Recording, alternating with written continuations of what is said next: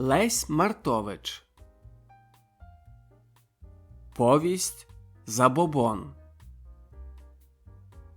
Розділ 1. Якби зломилося колесо, то пан отець уже би дав добру науку Іванові, як шанувати прикази господаря. Уже навіть прилагодив собі цілу промову на той випадок.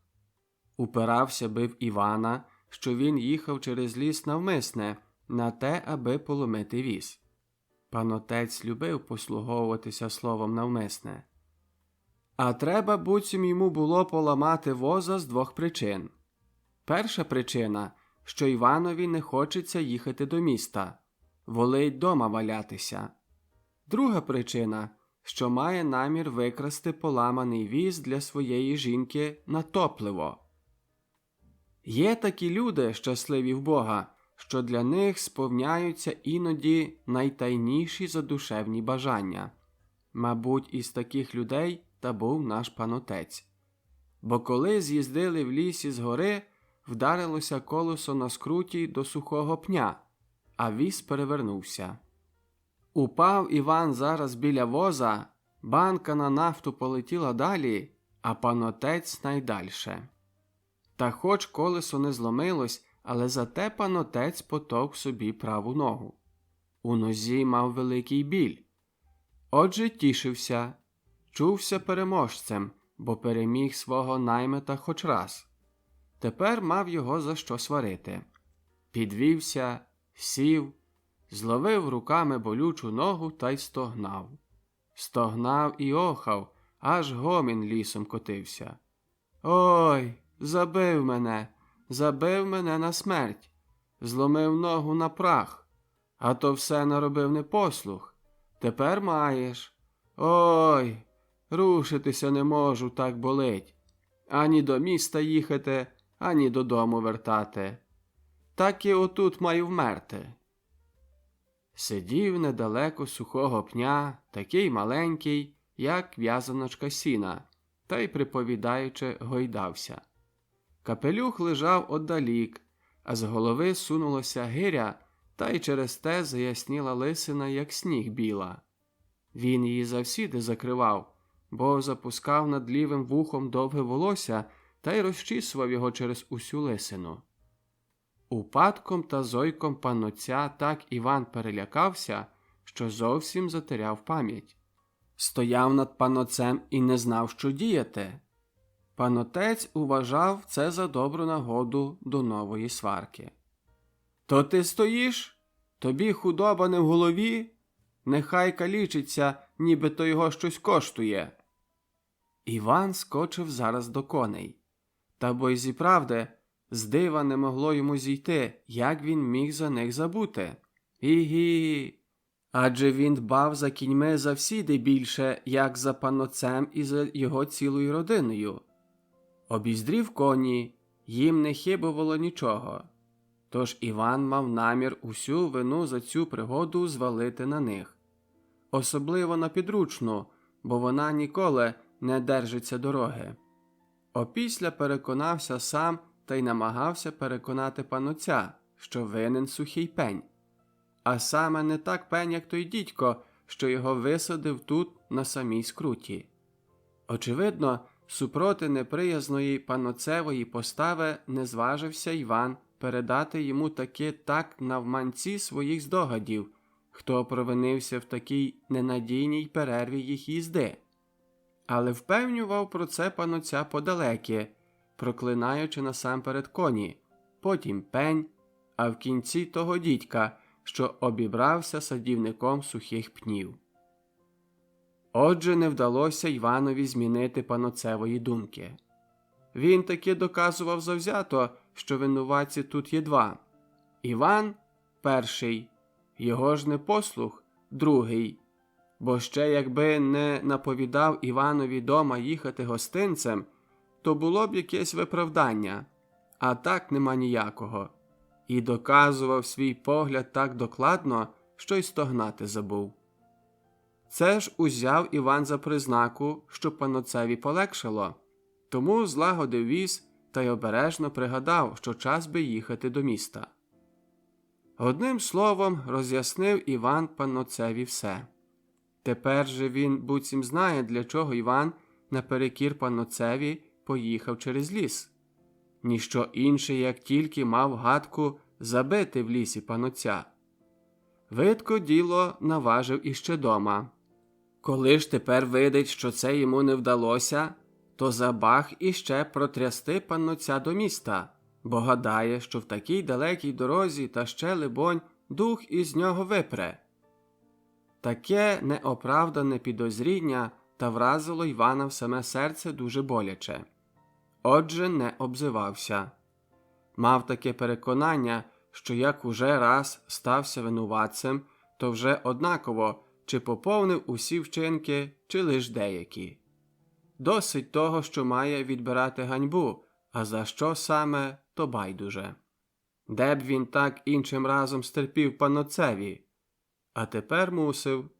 Годив, як малій дитині. Лишень зважився сказати, що як не до міста, то їхати б їм додому. «Ані гадки!» – заперечив панотець. «Не доїду і додому. Умру на возі без сповіді. А тут хоч висповідаюся. Скочиш зараз до Опеньковиць по панотця. Нехай приїдуть мене висповідати». Хоч така справа, як сповідь вмираючого, є нагла, то все-таки ані панотець не достоював того, аби Іван скакав по сповідника, ані Іван сам не дуже розгонився до того скоку. Вони оба знали, що панотець повередує ще трохи та й поїде. Але вередував, бо мав право. Він же переможець, а Іван винуватець. Цього часу, що значить уже будуть їхати, діждались незабавки оба. Тепер, одначе, заходила на думку панотця нова небезпека. Як Іван висаджуватиме панноця на віз, то допевне схоче випустити його з рук, навмисне, аби його забити. Бо коли вже наважився на панноцеве здоров'я, то так легко не попуститься такої доброї до лихого вчинку нагоди. Хіба заждуть, аж надійде чужий чоловік, бо при нім ачей Іван не важиться вбивати. Але такий чоловік не нагодився, тож треба було доконче здатися на ласку ворога-вбійника. Отець Матчук хоч кругленький, та був невеличкий. Через те такий сильний хлоп, як Іван, та висадив його на віз так хутко, що ніколи було й охнути. Та й не диво, бо Іван носив на ногах такі чоботи тяжкі, що переважили би будь-якого панотця. Величезні. Здавалося, буцім одного чобота є що двигати сильному хлопові.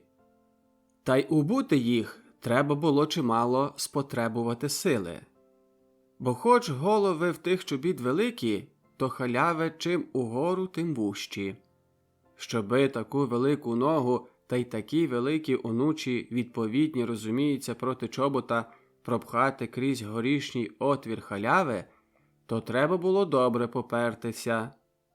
Коли ж не горе було ногам двигати такі чоботи, то й рукам не прийшлося тяжко висадити на віз панотця. А руки в Івана дужі, бо він зашанований. Роботою ніколи не перенадсаджувався. Робив, коли хотів, та і як хотів. Докорити ж йому за те навіть їмось не важилося, бо він був ненависний та й завсіди чогось лютий. Позирав з-під лоба непевним оком, готовий кожної хвилі погано заклясти. Подобав на того вола, що коле. Буцім спокійно пасеться, а на кожного проходжого фукне і рогом замахнеться. Вже сам зовнішній вид Іванів показував на його вдачу. Хлоп не старий, може 40-літній, ходив заєдно похнюплений, неначе те широке, спасенне його карчило гнуло йому голову в долину. Довгий чорний волос на голові розкуйовданий, трохи не ковтунуватий, бо Іван розчісував його лиш пальцями.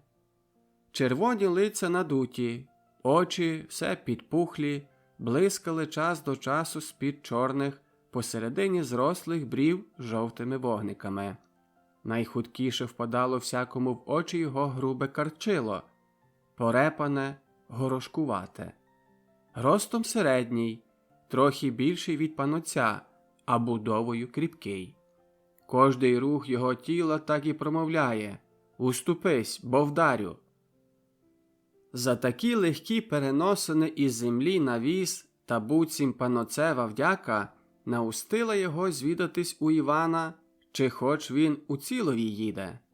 Направду ж кортіло дуже панноця допевнитися, що й Іван за кару потовкся порядно.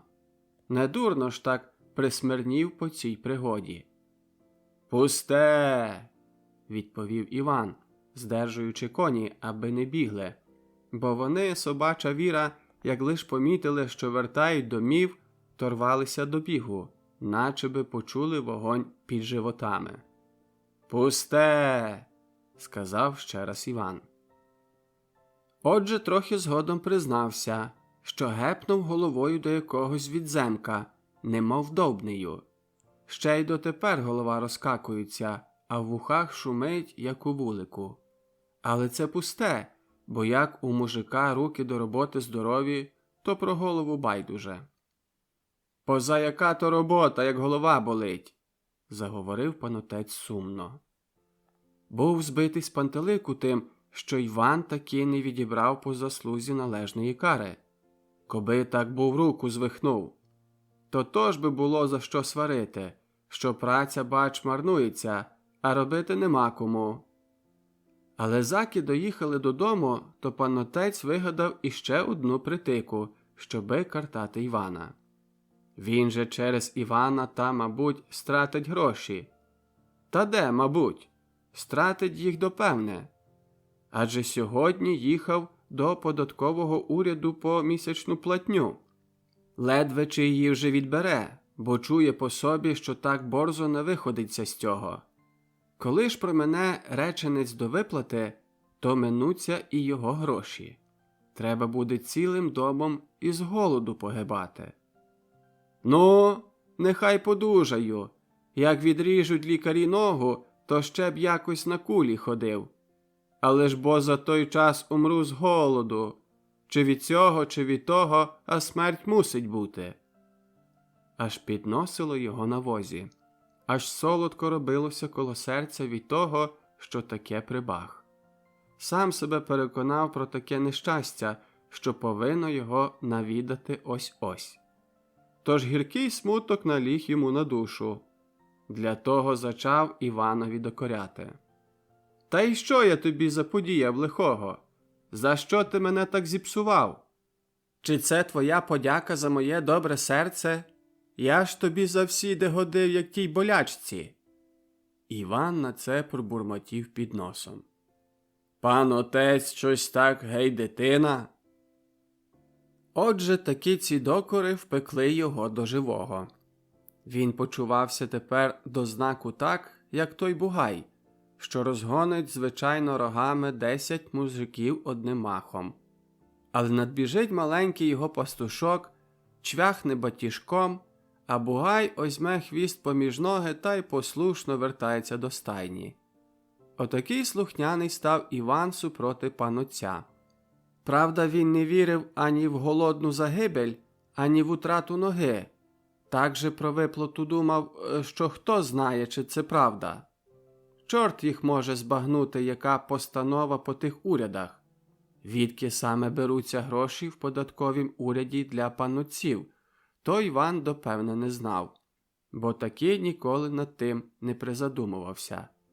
Але тепер під напором слів панотця повиділось йому, що хто знає, чи такі гроші не родяться кожного першого дня в місяці в податковому уряді, як гриби по дощеві. Коли ж їх не відібрати в реченці, то вони в'януть і пропадають, облітають, наче лист із дерева. А ще до того гроші – велике слово. Кортіло Івана випитатися про це в панотця докладніше, чи не вдалося б якось відвернути це лихо. Але дав спокій. Нехай ця нещаслива пригода забудеться.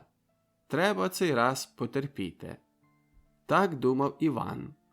Отже, помилявся, бо не такий це пан отець, та й не така його вдача, щоби так хутко забувати таку приключку. Бо то треба знати, що вже від 2 літ не зазнав отець Матчук ніякої життєвої переміни. Від того часу, коли його син Славко здав 3-й правничий іспит. Це був послідній день панноцевої радості та взагалі переміни в його житті. Відтоді, через цілих 2 роки, опріч нудьги, не зазнав інакшої забави.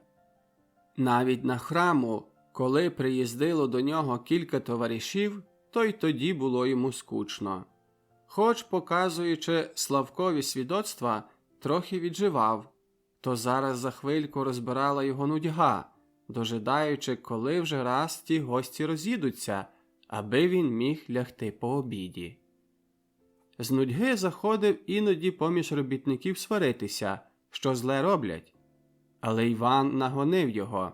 Казав таки без обиняків: «Ідіть, панотче, додому спати. Ви лиш забавляєте робітників. Якраз причепитеся до такого, що найліпше робить». Не раз, бувало, також з нудьги хотів відібрати в свої руки заряд цілої господарки. Тоді йшов просто до стайні та й наказував Іванові, що на тій і на тій ниві має посіяти пшеницю. Іван витріщав очі та й дивувався, буцім не розумів, чого від нього хотять. Опісля стискав плечима та й усміхався. Він уже давно посіяв пшеницю, але на іншій ниві. На тій, що пан отець каже, не знати, чи гречка уродиться. Там на безпечне треба буде на рік посіяти лубин та приорати під жито. Після кожної такої невдачі пан отець соромився та й відходив. Але такий сором йому не вадив. Мав натуру борзо забувати те, що йому не миле. Доля обібрала собі його пестієм. Мав усе готове їсти і пити, нічим не журився. Дочку віддав заміж за панотця, а наймолодший син оце перед 2 роками здав послідний іспит правничий. Спливала на панотця благодать з усіх боків. Через те тривала на душі його погода, а на тілі здоров'я. Було йому 68 літ. Отже, подобав на далеко молодшого. Трохи товстенький, а з тої причини не мав на обличчю старечих морщин. Та ще додавали йому молодості низький ріст, голене обличчя, червоні лиця та й те, що вмів закривати лисину. Темно-жовта гиря, проткана сивими волосками, не застелювала, правда, докладно лисини, так що всякий завважав її одразу. Але проте, однако, інакше вражіння робить на глядача сама лиш думка про лисину, а інакше жива лисина, що блищить снігом. Коли б не та скажена нудьга, то ледве чи вдалося б знайти в нашім краю щасливішої людини від отця Матчука. Він просто не мав до чого взятися. Парафія Вороничі маленька. Душпастерство не вимагало багато труду. Господарку провадив Іван і в простацький спосіб не дозволяв панноцеві мішатися до неї. Дійшло до того непомітно, постепенно, так що панноцеві навіть не спало на думку, що може бути інакше. Найбільше провинилася в цій справі нещаслива прикмета кожної господарки. Як звісно, всяка господарка має те до себе, що складається з 2 частин. Одна частина – старунок, а друга – пожиткування. Пан отець же пестій долі був прихильником другої частини, а ворогом першої. Любив пожиткувати та не хотів старати. Жінка отця Матчука журилася тим, бо виділа в кухні, що пожиткування слабне, коли старунок не дописує. З тої причини докоряла мужеві, а потім і сварила. Але пан отець мав ту добру натуру, що хутко забував те, що йому не миле. Тож не було іншої ради для їмості, як тільки взятися самій до господарки. А що вона на тім не розумілася, то приймала старших наймитів. Кожний із них вироблював собі поволі незалежне становище та й передавав його наслідникові. Так дійшло аж до Івана, що своєю неподатністю освободився від усякого авторитету. Пан отець його ненавидів, а він так само панотця.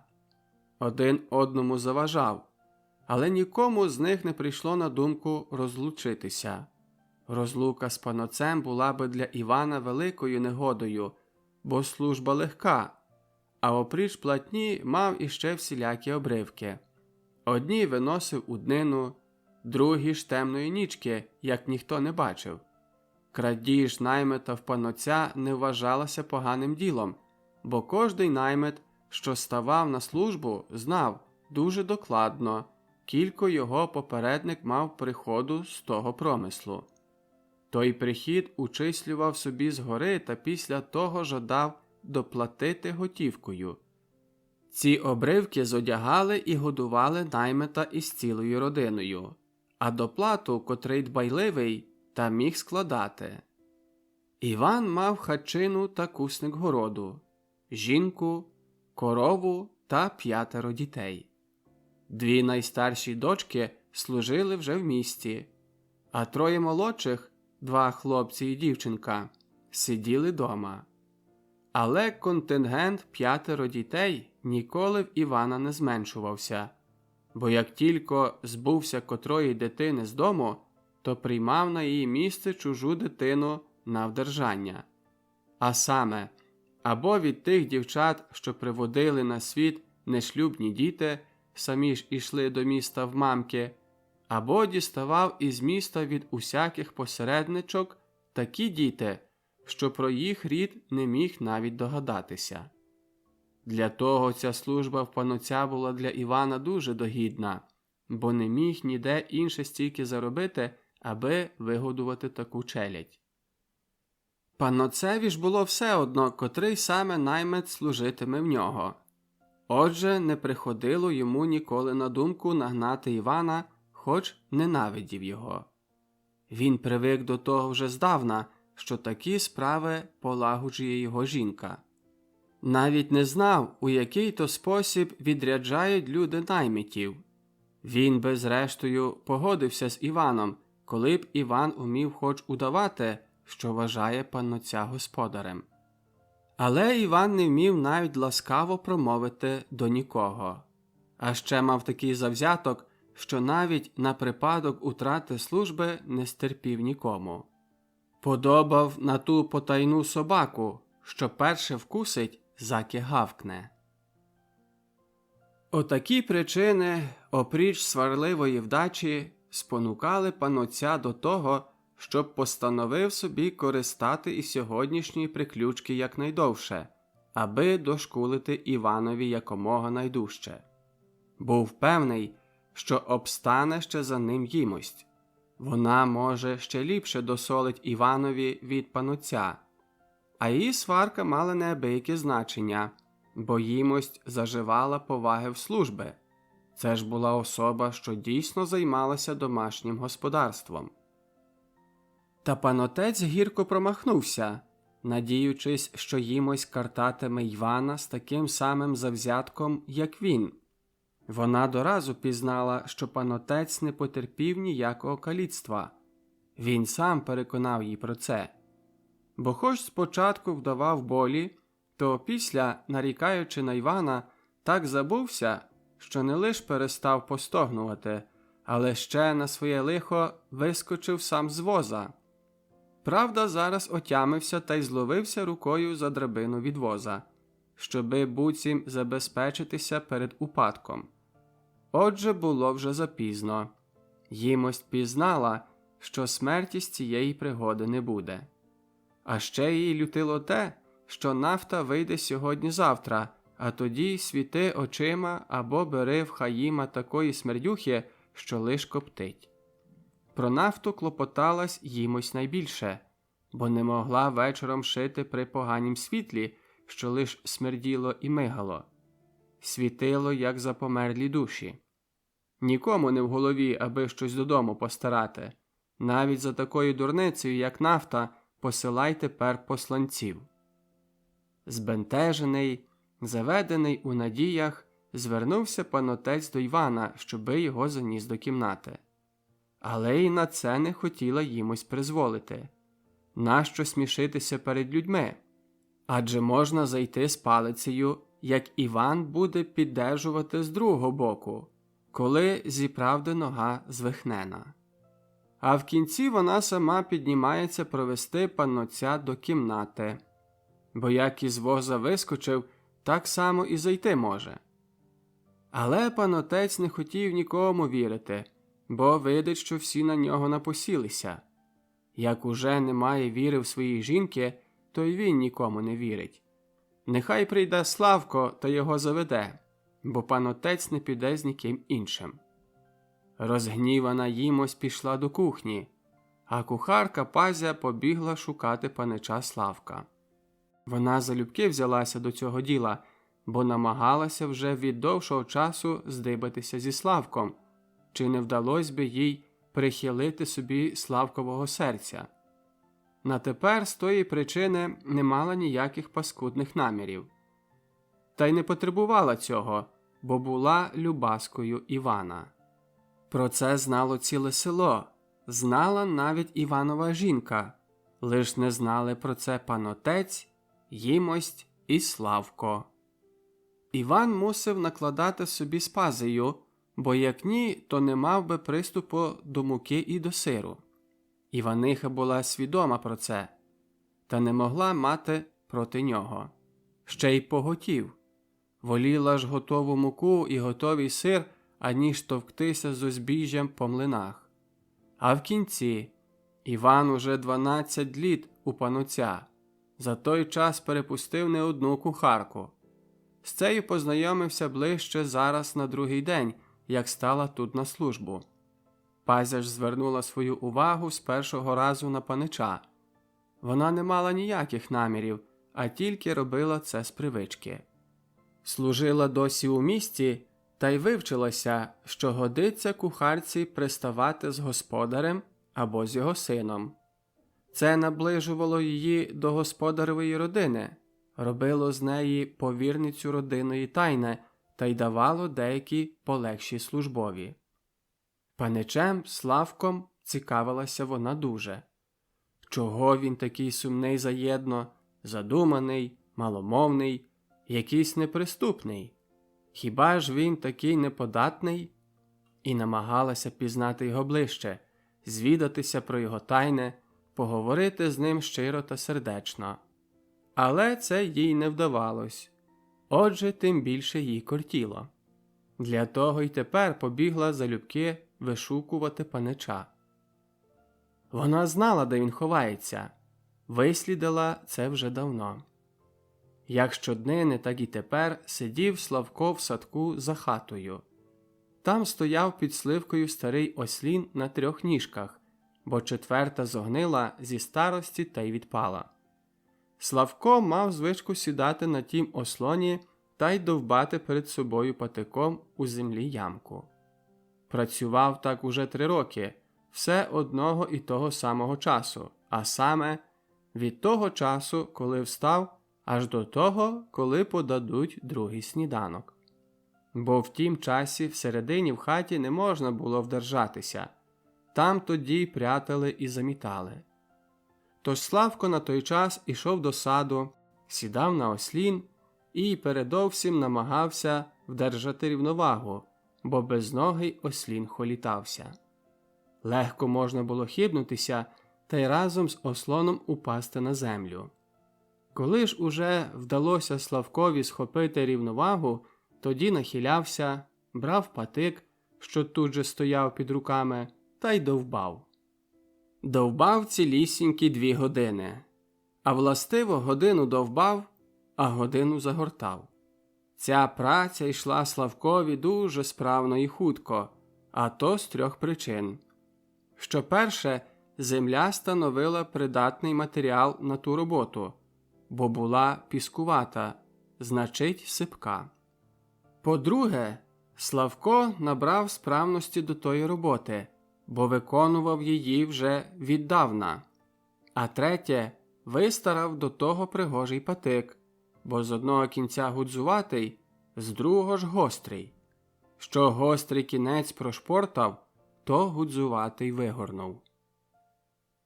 Перша частина цієї роботи тривала 1,5 години, друга частина – півгодини, бо довбання йшло пенявіше, чим загортання. При довбанні лучалися щаста камінчики, корінці, черепки. Це зупиняло роботу. Треба було корінці проривати, камінчики і черепки підважувати, заки їх можна було наверх добути. А кілька раз треба було доконечне помагати собі пальцями і нігтями. А то не так легко. Бо як тільки нахилитися, щоби допомогти собі руками, так у цей же раз каліка-ослін холітався, а рівновага пропадала. Коли б не довголітня практика і набута справність, то прийшлося б не раз при такій переміні знаряддів праці лежати або Славкові на споді, або Ослонові зверху, або Ослонові на споді, а Славкові зверху. Загортання йшло раз-два. Треба було гудзуватим кінцем загортати пісок у ямку. Але то також не кожний удасть. Найважніша річ – треба мати міру в руках. Бо як забагато набрати на патик, то можна його зламати. Правда, можна докінчити іншим патиком, але то вже не те. А для чого? Для того, що при цій роботі не так ходить про її вислід, як про сам спосіб її виконування. Після засунення ямки треба ще було її затоптати. Цієї штуки доконував уже Славко ногами. Бо хоч випробував до цього всіляких патиків, отже не вдалося.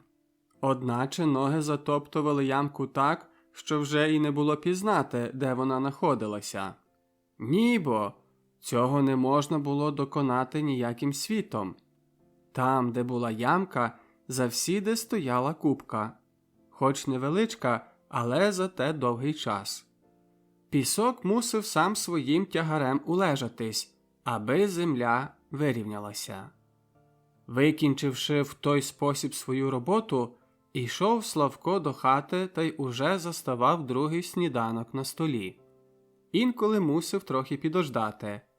Але в такім припадку не його була провина, лишень його матері, бо вона, очевидно, спізнилася. Чи й сьогодні вдасться Славкові викінчити свою роботу, це ще не знати. Бо ось ледве допорпався до половини ямки, як уже Пазя прибігла до саду. Але він її не помітив, з таким завзятком довбав.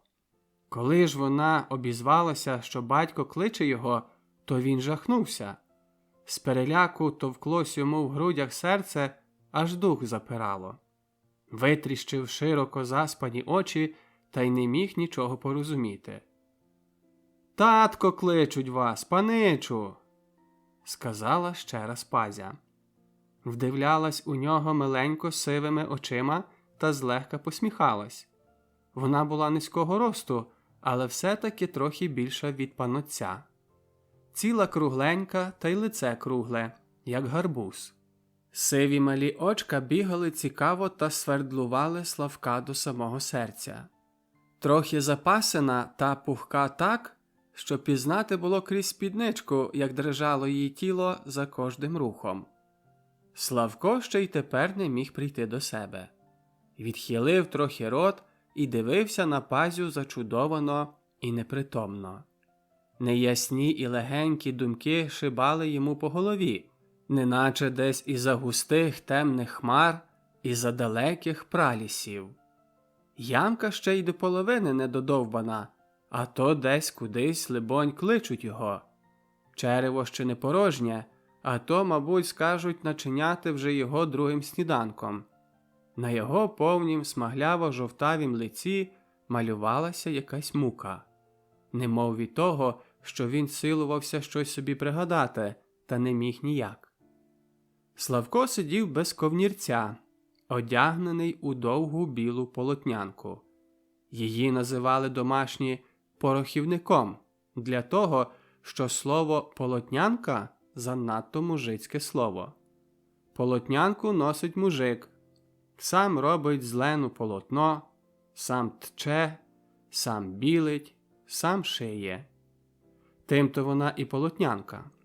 А порохівник не те, він висить у жида на дверях поміж іншим старим дрантям. А як купувати його, то жид каже: «Я його не дам віз 6 корон. Що ви собі думаєте? Та це не полотнянка, це пхоховнік». Білий солом'яний капелюх сидів Славкові аж на потилиці та й відкривав зовсім його чоло. Він навмисне насунув капелюх назад, щоб йому не заважали криси при довбанні ямки. Славкові було 28 літ. Отже, всупереч тому вікові, не червонілося на його лиці ані одна крапелька крові. Лице його, трохи подовгасте, мало барву якусь смагляву, пожовту, та й було повне, майже напухле. Очі великі, темно-жовті, називають їх, звичайно, чорними. Вдивлялися все в одну точку задумливо і сумно. Темний вус, розтріпаний та й необголена борода, що їжилася чорними пишками, робили враження, що буцім Славко десь недавно та піднявся із слабості. «Панич, допевне, залюблені, що все-таки задумані», – говорила Пазя. Вивчилася цієї фрази в місті та й перелякала нею Славка ще дужче. Він задерев'янів на ослоні. Пізнати було, що намагається щось сказати, але слова не можуть йому прийти з горла крізь рот. Пазя догадалася, що він несміливий, тож зараз ухопила його за руку і тягла до себе. «Та ходіть бо, кажу, татко кличуть». Але ослін захулітався, а рівновага, вдержувана привичними несвідомими рухами Славкового тіла, пропала. Ослін упав, а з ним разом і Славко. Пазя випустила його руку і захихотала. А він хвильку лежав на землі, тримаючи під колінами дошку з ослона та стискаючи її сильно литками. Бо як падав, то мимохідь притис дошку, щоби вдержатися, тож тепер виконував той натиск несвідомо далі. Потім перекинув ноги та спроквола піднімався. Вона схопила його знов за руку та помагала встати. В кінці став на ноги рівно, той стояв перед Пазею такий великий, безпомічний, переляканий і засоромлений. «Панич не побилися?» – защебетала весело Пазя, не випускаючи його руки зі своєї. «Ні!» – спромігся врешті на слово Славко. Зиркав на неї крадьки, але ласо. Похідь розлялася по його жилах теплотою. Хотів на щось зважитися, але не міг. І знов попав у свій звичайний смуток. Вона буцім пригадала причину, чого сюди прийшла, та й розказала Славкові про пригоду. Він пустився йти. Похилений наперед, ступав широкими кроками так, що Пазя мусила за ним підбігати. Коло воза сказав йому панотець, що звихнув ногу, нехай же Славко принесе йому палицю та й поможе зайти до хати. Але заки Славко рушився, Пазя вже була всередині. Найшла в куті грубу вишневу палицю, взяла її в руки та й ждала. Коли Славко надійшов, то вона буцім подавала йому палицю, але зараз же хапала її назад та й ховалася за круглий стіл. Дрочилася. Славко ступав за нею широкими кроками. Вона всміхнена, а він сумний, нахмурений. Нерівні сили до забави. Десь узявся гончий пес Лорд, як його називали. Як завсіди, так і тепер, наче з-під землі виріс. Урадуваний метушнею, скочив Славкові на груди, а коли він його відтрутив, скочив за Пазею, що тим часом уже виходила з хати. Зловив її ззаду за спідницю зубами та й придержав. Пазя з осміхом виривала спідницю, та й при тій нагоді відкрила трохи свої грубі ноги. Славко знов хотів на щось зважитися, але й цей раз не спромігся. Пан отець сказав провести себе до своєї канцелярії. Це була маленька кімнатка зараз за верандою, призначена, мабуть, при будуванні плебанії на малі сіни. В цій кімнаті стояла супроти дверей під стіною стара отомана, колись, мабуть, зелена, на обох кінцях поваляна. На однім кінці замурована товщем із волосся, а на другім заболочена чобітьми. На цій отомані спав завсіди пан отець по обіді. Мав звичай лягати із чобітьми. Десь дуже вже тому давно лютилися їмось за це, але то нічого не помагало. То вона дала спокій, та й лишила пан отцеві волю заболочувати свою канцелярію, кілько душа забагне. Під поперечною стіною наліво від входу стояло бюрко, завалене паперами і подертими книжками, прикуреними зверху порохом, завгрубшки на палець. Пан отець не зволяв нікому рушати нічого на бюрку, бо казав, що потім не може дошукатися важних документів. Зразу їмость не зважала на цю заборону та й порядкувала на бюрку. Коли ж раз пан отець наробив крику, що тим прятанням загирила йому одно важне письмо із староства, відтоді занехала і на бюрку порядкування. Насупроти бюрка стояла шафа, а в ній стара і нова одіж панноця і Славкова. Перед бюрком стояли два крісла дубові, також темні від бруду. В канцелярії було лише одно велике вікно. Пан отець ліг на отоману та й обізвався до сина удаваним слабим голосом. «Побіжи, Славку, до Павла Гаєвого. Нехай прийде зараз та натягне мені ногу. Але йди сам, бо як кого пішлеш з тих дармоїдів, то не діждатися. А по дорозі вступи до кухні та й скажи мамці, що я просив, аби прийшли конче зараз до мене». Панноця нога вже не боліла, але він почував біль на душі через те, що не найшов у жінки віри. Забаглося старому попеститися. Коли Славко прийшов до кухні, застав матір, що лагодила другий сніданок. Отепер була б уже ямка загорнена. Подумав Славко та й зажурився, що йому завтра робити, чи кінчити сьогоднішню ямку, чи зачинати нову. Коли переказував матері батькову просьбу, вона дивилася на нього з великою любов'ю. Потім гладила його по голові і промовляла. «Чому ти, Славочку, не підголишся? Заріс, як старий дідура. Та й волосячко тобі геть рідке. Не хочеш, мами, послухати? Купи собі, Славочку, таку воду до голови. Кілько я тебе просила за це, та й не хочеш послухати. А згадаєш моє слово, будеш видіти, що полисієш так, як тато». Як лиш Славко вийшов, справилась їмось до канцелярії. Ішла легко, ступала на пальцях потихеньку. Ще як була панною, підслухала, як один панич глузував з її товаришки, що вона, йдучи, гримає, немов коняка. Це так і вразило, що відтоді ходила все на пальцях, і цей хід присвоїла собі і до сьогодні. З обличчя була схожа на Славка, тільки не така повна на лиці.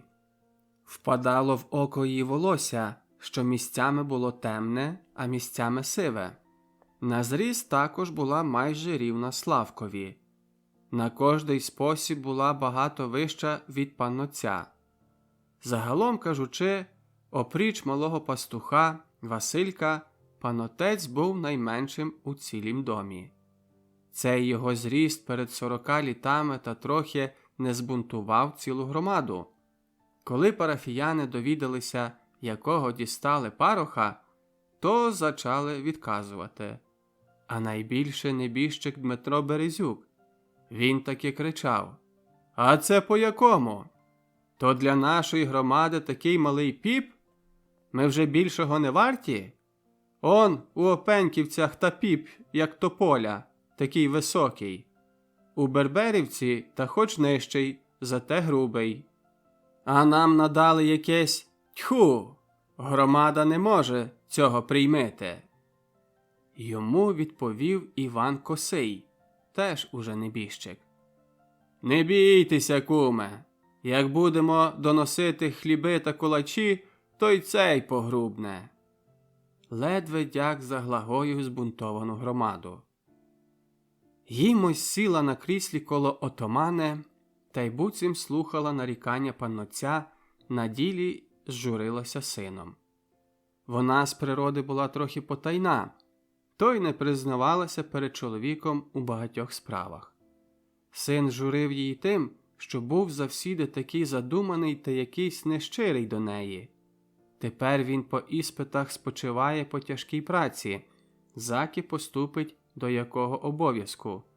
Та лиш би йому тішитись і бавитись, а він намість того мовчить та спить по обіді так, як його батько. Може бути, що його так наука змогла, але бо вже час прийти до себе. Хорони Боже від чого злого, але те все її дуже непокоїть. А пан Отець тим часом нарікав жалісним голосом, що його так нога болить, а йому не вірять. Вона зачула ці слова та й нагадала собі одну подію. Це діялося давно-давно, більше як 30 літ. Була ще тоді молодою жінкою.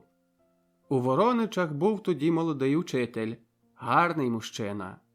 Та не краса його тягнула її до нього, але його вдача. Бачила в нім противенство до свого чоловіка. Цей би лиш наївся, спав та й сварився зі службою. А той на всім розумівся, на все розумно мав раду. Аж мило було його послухати. Між ними виробилося щире приятельство. І коли учитель, використовуючи те приятельство, як кожний мужчина, одного разу обіймив її і поцілував, то пан Отець заздрів це крізь відчинене вікно. Учитель хотів лишитися, щоби перед її чоловіком узяти всю вину на себе.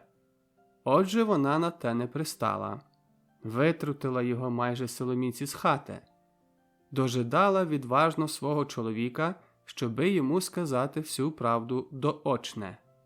Але до того не прийшло, бо її чоловік до знаку так, як тепер, прийшов жалуватися до неї, що вона його не любить. Та й вона пожалувала його. Достоту, як та мала дитина, що її мати виб'є, а вона йде до матері жалуватися на неї ж. Та й тепер жалувала їмось панноця за те, що його болить нога. Про себе ж думала: ба, де він тепер, той учитель? Чи жиє ще? Успокоївся душевно пан Отець обіцянкою їмості, що вона йому на вечір злагодить зимний оклад на ноги. Мало пестощі вимагають старі люди. Тим часом надійшов Славко з Павлом Гаєвим. Це був мужик уже старший. Віддавна вже трудився над тяганням людських ніг і рук. Брався знахарювати і до худоби. Колись та мав з того навіть прихід. Але тепер залишив геть те знахарство. Хіба кому по знакомстві зробив вигоду. Люди казали про нього, що має легку руку. На ділі ж у цілім селі не було ні в кого більшої руки, як у нього. Коли та рука була справді легка, то це було найбільше чудо на світі. Долоня його широка, мов лопата, пальці, як ломаки. Половий добір мусив переходити через кілька поколінь. заки природилася така рука. Мужикові треба ліку міцного. Видко, що Гаєвий орудував таким ліком, коли його хвалили за легку руку. Він був худий, але страшно жилавий. Як спіймав кого тими широкими долонями, то або видужай, або гинь. Іншого виходу не було. Ще одну мав прикмету, яка рідко лучається в мужиків, а саме – хибували йому всі передні зуби. Через те шепеляв. Але найвідважнішою його признакою, що на неї сам Павло покладав велику увагу, було те, що він носив окуляри. Щоднини, очевидно, ні. Одначе при важніх оказіях, особливо в неділі й свята, не рушився з хати без окулярів. У тих окулярах почувався Павло веселіше, аніж не один дипломат у орденах або дикун у ковтках у носі. Тоді пантрував, чи не запитає його який сторонній чоловік: «Чи ви припадком не письменні?» На це мав уже готову відповідь: «Письма то я знати не знаю, але окуляри вжиткую». А говорив це таким тоном, що треба було догадуватись, буцім він переступив уже перші щаблі до письма. Не злякався панотець великої руки, але казав ногу натягати. Хотів переконати жінку наглядно, що не прикидався лиш хорем, але був ним направду. Та, либонь, чи не жалував потім цього способу, бо як Павло натяг йому ногу, то вона вже мусила боліти. Цей хірург порушив кожний сустав з місця.